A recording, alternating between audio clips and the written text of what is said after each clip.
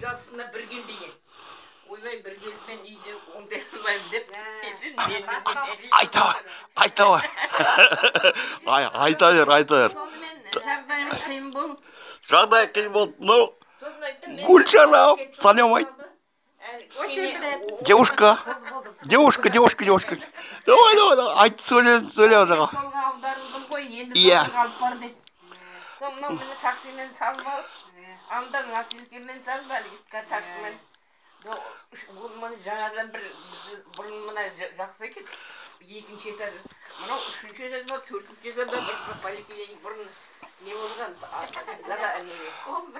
сол қазір больница болып әйтеуір бару мен келу доллар жолы бір ақырет сол кісіге болады ғой Мынау Фарида ғой, мама. қанша деген мен ер адам мынаған айттым мен көтер мені таспымен ептеуін көтеріледі екен сосын ептеуін көтеріліп әйтеуір жетті долларға махмұт сосын апа сіз неге айтпадыңыз қайдан біліп отырғанын білмеймін тонометте оқсатып талай құлапсың ғой ол құлаудың бір несі болады шықты соның кесірінен қисайып кеткеніңді Ей, бір күн айналайын о, Гүлшара мені түсірді, қазір жібереді маған.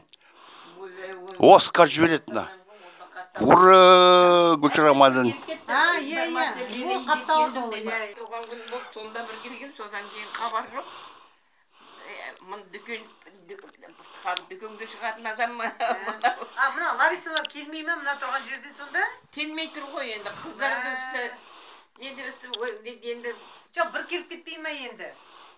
бір 5 декабрьде ме 2 декабрь өзі жұмыс жасамайды қырықтан жаңа асқан келіншек енді өсек айтуға болмайды құрсын